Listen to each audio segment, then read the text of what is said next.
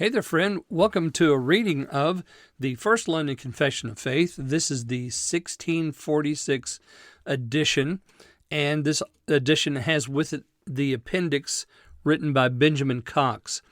This particular printing comes from Sovereign Grace Ministries, and the editor here is Gary Long.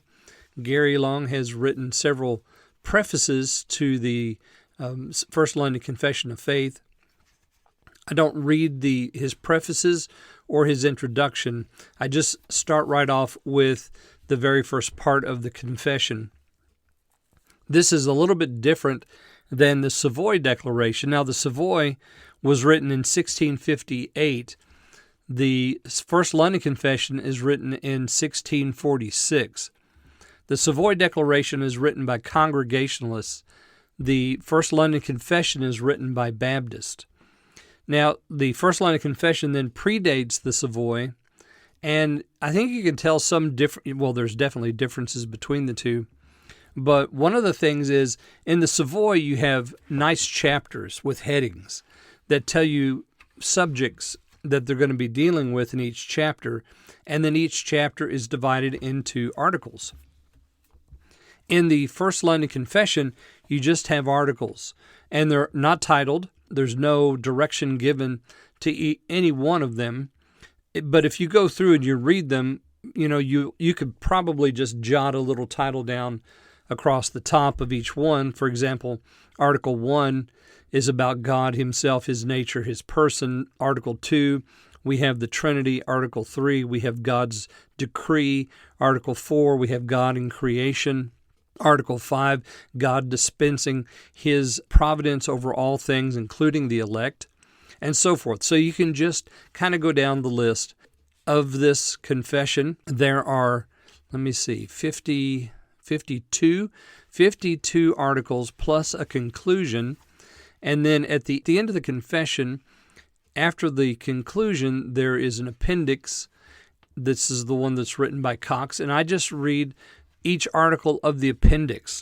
And the appendix is really sort of an apologetic for those who were against the Baptists. And so Cox is trying to defend Baptist theology, Baptist particularities. And so he gives this little appendix at the end, which is 20. Let's see, how long is this? Yeah, it's 22 articles long. I've just read this from beginning to end.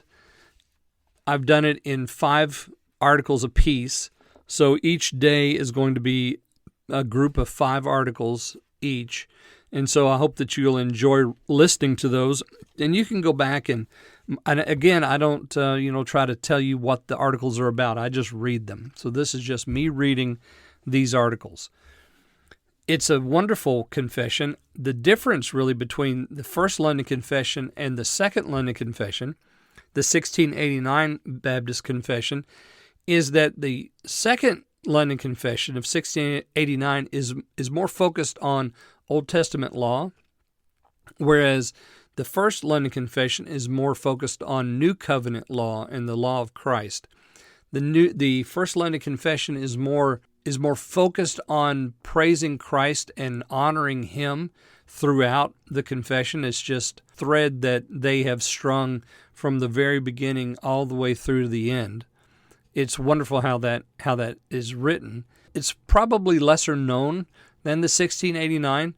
The 1689 was written after the Cromwellian things dissolved, and there was great persecution against anyone who wasn't Episcopalian. The Church of England decided that they were going to conform and unify no matter what, and so they were throwing out Baptists and Presbyterians and Congregationalists. And so the Baptists took up the Westminster Confession of Faith in one hand and the First London Confession in the other hand, and they tried to marry the two. So there are some very unique differences between the two documents. I hope that you'll see that as you hear me read them. Again, I'm reading, so there's going to be some mistakes. I've edited what I've recorded, but still, you're going to find something maybe that I misread or said wrong or something. So just understand that all the mistakes are mine. They're not in the text. I hope you enjoy this. The hope that you can add it to your podcasting time and maybe think through some of the items that is published here in this First London Confession of Faith. Thank you for listening to this reading of the First London Confession of Faith.